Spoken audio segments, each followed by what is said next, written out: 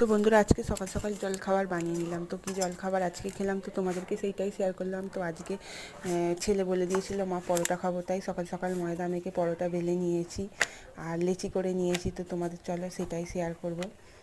আর এই যে পরোটা হচ্ছে বানিয়ে কড়াই ছেড়ে দিয়ে তেলে একের পর এক ভেজে নিলাম আর ওই দিকেও বেলতে থাকলাম।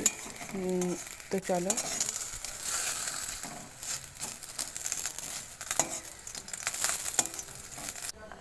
এদিকেও হচ্ছে আমি একের পর এক বেলে রেডি করে নিলাম সবগুলো। তো ওই যে তেল মাখিয়ে পরস্পর পরোটাগুলো চাপের চাপ রেডি করে নিলাম।